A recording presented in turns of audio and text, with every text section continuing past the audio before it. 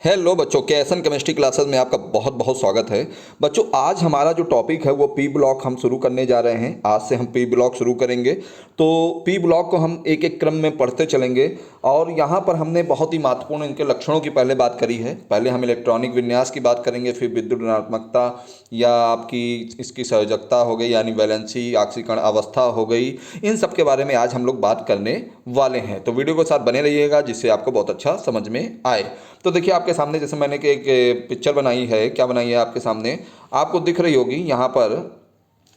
इसको सेट करते हैं। हाँ, ये दिख रहा होगा पी ब्लॉक एलिमेंट नाइट्रोजन परिवार। सबसे पहले हमको कौन कौन से परिवार पढ़ने हैं? पहले हमको वर्ग 15 पढ़ना है, यहाँ पर वर्ग 16 पढ़ना है, वर्ग 17 और वर्ग 18। हम 13 और 14 वर्ग हम कहाँ पढ़ के आए? 13 और 14 वर्ग पढ़ के आए हम फर्स्ट ईयर में। और इंटरमीडिएट में हमको ये चारों वर्ग पढ़ने हैं, यानी क्लास 12 में 12 में पढ़ना है।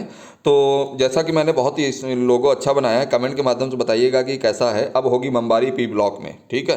तो अब पी ब्लॉक के पीछे हम लोग पढ़ जाते हैं। डी ब्लॉक का मैंने आपको वीडियो बना दिया है, अभी तक उस वीडियो को नहीं देखा है तो जय डी ब्लॉक के 2 वीडियो बनाए मैंने, दोनों डिस्क्रिप्शन में पड़े हुए हैं, देखिए जाके मज़ा आ जाएगा, ठीक है। चलिए देर नहीं करते हैं, शुरू करते हैं। सबसे पहले पी ब्लॉक में हम बात करेंगे किसके बारे में? सबसे पहले हम बात करेंगे पी ब्लॉक के नाइट्रोजन परिवार के सदस्य में। यानी नाइट्रोजन परिवार क्या है? नाना, पाटेकर, ऐश्वर्या, सब, बिंदास, ठीक है। नाना, पाटेकर, ऐश्वर्या, सब, बिंदास। तो ये ध्यान रखिएगा। जैसे नेपाल, ये लोग ये भी बना देते हैं। नाइट्रोजन हो गया, फास्फोरस हो गया, आर्सेनिक हो गया, एंटीमनी हो गया, बिस्मिथ हो गया। नेपाल, पाकिस्तान और आपका इसको क्या एक और कोई नाम दिया था, ठीक है। ये सब क्या है? सब गरीब हैं। इनका ये नहीं बना मेरा, अच्छा ध्यान रखिएगा। तो यहाँ पर अपना ही चाहिए फंडा। ये क्या है? नाना, पाटेकर और ऐश्वर्या, सब ये सब क्या हैं? ऐसे हीरो हीरोइन हैं कि ये सब क्या हैं? बिंदास हैं, ठीक है। तो चलिए आगे हम लोग बढ़ते हैं। यही हम लोग यहाँ पर तत्वों को पढ़ने वाले हैं। तो आपको पता होना चाहिए, सबसे पहले आपको वर्ग 15 नाइट्रोजन परिवार है। और वर्ग 15 में हम लोग क्या पढ़ेंगे? यहाँ पर इलेक्ट्रॉनिक कॉन्फ़िगरेशन यानी इलेक्ट्रॉनिक विन्यास के बारे में पढ़ने वाले हैं। अब यहाँ पर ध्यान दीजिएगा, नाइट्रोजन का परमाणु क्रमांक कितना होता है? 7 होता है। नाइट्रोजन का परमाणु क्रमांक कितना होता है? 7 होता है। मान लीजिए फास्फोरस को भी आपको पता है 15 होता है, परंतु आर्सेनिक, एंटीमनी और बिस्मिथ के नहीं पता है। तो आप क्या करेंगे? इस रूल के अनुसार चलेंगे। कैसे? 2, 8, 8, 18, 18 और 32। अब देखिए, नाइट्रोजन का परमाणु क्रमांक कितना लिखा हुआ है? 7 लिखा हुआ है। तो बाकी तत्व कितने बचे? 1, 2, 3, 4, 4 तत्व बचे। पीछे से गिनिए, 1, 2, 3, 4। चौथा तत्व यहाँ आया तो 8 में 7 जोड़ दीजिए, कितना हो गया? 15। 15 को उठा के 18 में जोड़ दीजिए आप, तो ये कितना हो जाएगा? 33। और 33 को आप 18 में जोड़ दीजिए तो हो जाएगा 51। और 51 को 32 जोड़ दीजिए तो कितना हो जाएगा? 83। तो इस रूल को याद रखिएगा। 2, 8, 8, 18, 18, 32 को आप आसानी से किसी भी तत्व का इलेक्ट्रॉनिक विन्यास निकाल सकते हैं। अब हम बात करते हैं इलेक्ट्रॉनिक कॉन्फ़िगरेशन की। देखिए, इलेक्ट्रॉनिक कॉन्फ़िगरेशन में क्या है? आप देखेंगे नाइट्रोजन, फास्फोरस, आर्सेनिक, एंटीमनी और बिस्मिथ। यहाँ पर करेंगे तो यहाँ होगा 1s2 2s2 2p3।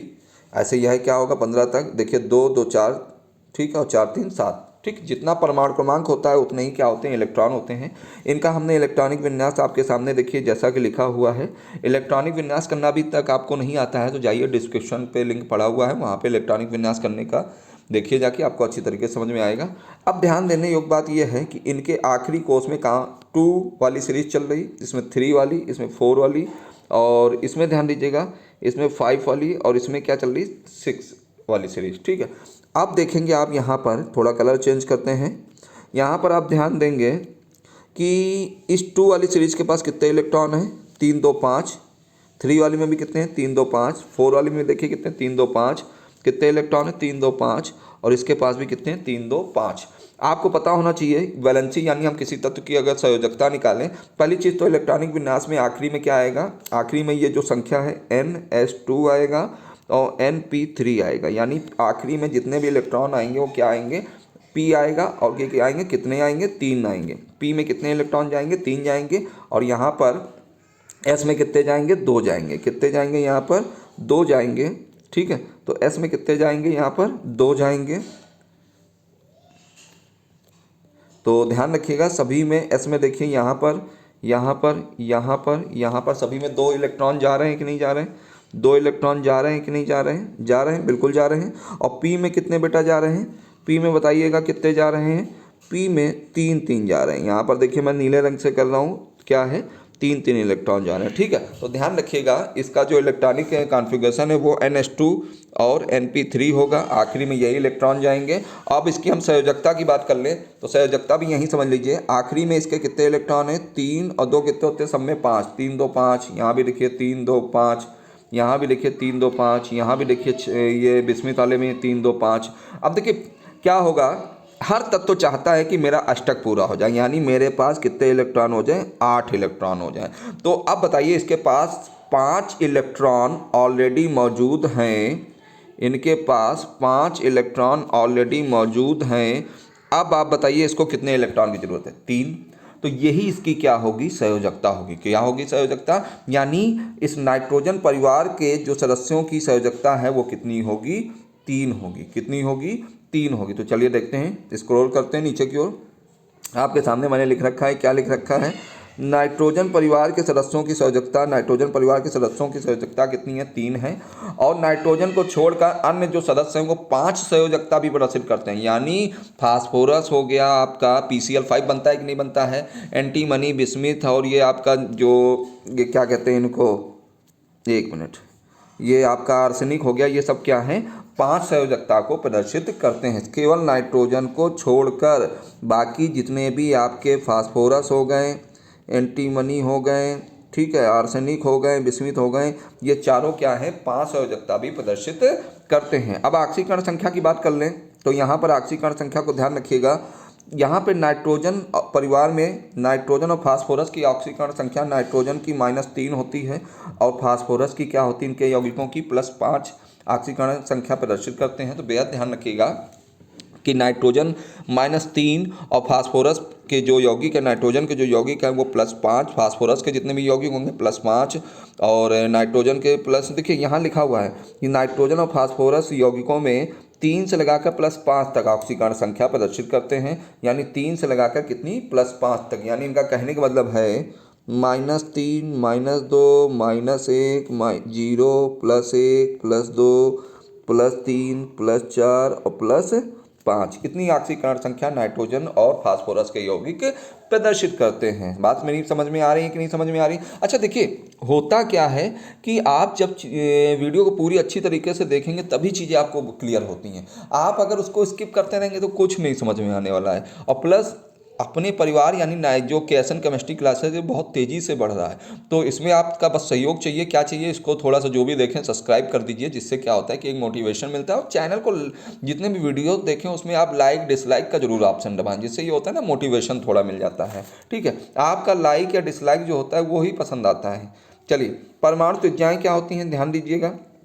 अब क्या होता है, जैसे जैसे वर्ग में ऊपर से नीचे जाओगे तो परमाणु त्रिज्या बढ़ेगी। क्या मैंने बोला?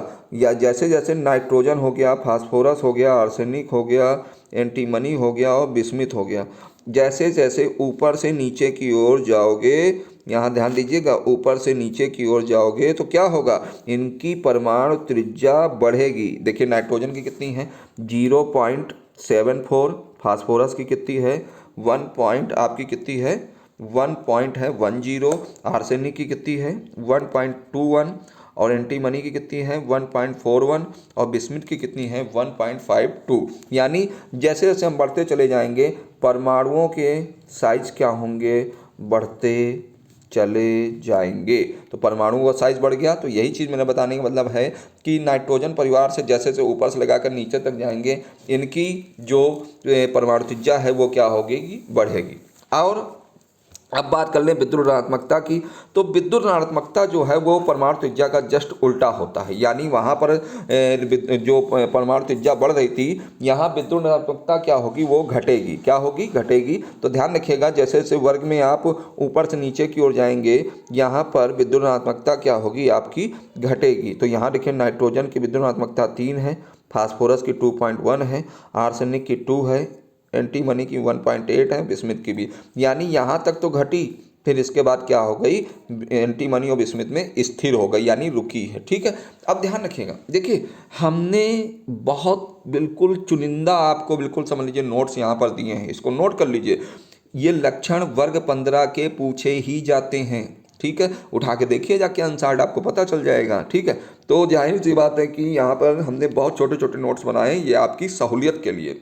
ठीक है, किताब से मैंने छाटा है, इसको मैंने बहुत कट किया, क्रॉप किया, तब जाके मुझे लगा कि इतना होना चाहिए। इसको कट करने में कम से कम घंटा भर मतलब 1 आवर लग गया मुझे। ठीक है, चलिए अब बात कर लेते हैं हम आधात्विक लक्षण की।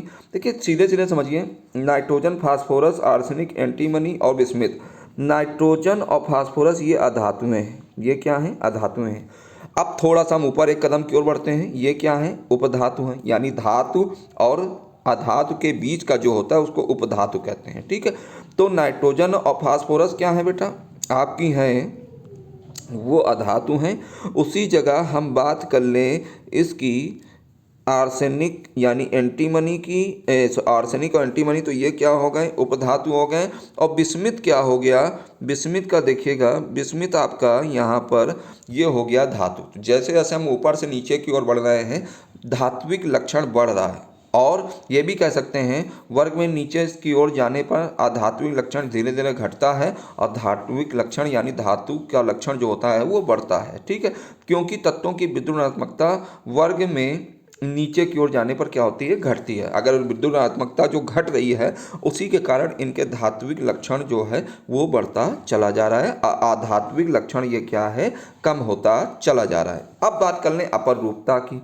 देखिए सबसे पहले तो आपको अपर रूपता यानी अपर रूप पता होना चाहिए। अपर रूप क्या होता है? जब एक ही तत्व के कई रूप हों, जैसे पिक्चर में आप देखते हो एक ही हीरो के कई रूप होते हैं, उसी तरह जैसे फास्फोरस ले लो, कार्बन ले लो, हाइड्रोजन ले लो, समस्थानिक पढ़ा था। जब एक ही तत्व के कई रूप होते हैं तो उसको कहते हैं अपर रूप, और इस गुण को कहते हैं अपर रूपता। नाइट्रोजन के 2 अपर रूप हैं, आपके लिए आज बता देते हैं, यानी दोनों सॉलिड हैं। एक अल्फा है और दूसरा क्या है? बीटा नाइट्रोजन है। अल्फा नाइट्रोजन को क्यूबिक साइज का होता है और जो बीटा नाइट्रोजन है वो हेक्सागोनल होता है, षटकोणीय होता है। ठीक है, अल्फा नाइट्रोजन निम्न ताप पर क्या होता है? स्थायी है, और यह -238.5 डिग्री सेल्सियस पर बीटा नाइट्रोजन प्रवर्तित हो जाता है। यानी इनका कहने का मतलब क्या है?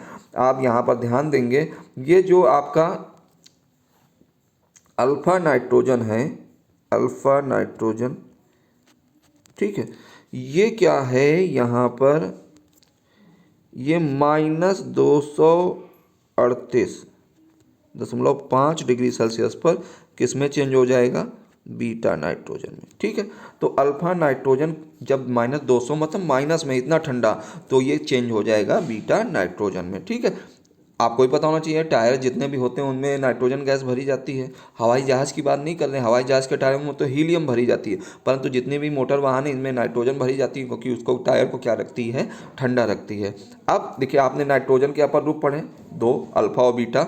इसका साइज क्यूबिक होता है, क्यूब के आकार का, उसका साइज हेक्सागोनल होता है। उसी जगह हम फास्फोरस की बात कर लें तो फास्फोरस तो वैसे 4-5 प्रकार के होते हैं, लाल फास्फोरस, पीला फास्फोरस, सफ़ेद फास्फोरस, सिंदूरी फास्फोरस, मगर हम 2 की बात करने वाले हैं यहाँ पर, किसकी? लाल फास्फोरस की और पीले सफ़ेद फास्फोरस की। ठीक है, लाल फास्फोरस को हम लोग P से प्रदर्शित करते हैं और सफ़ेद फास्फोरस को P4 से प्रदर्शित करते हैं। तो यहाँ ध्यान दीजिएगा, ये क्या होता है यहाँ पर?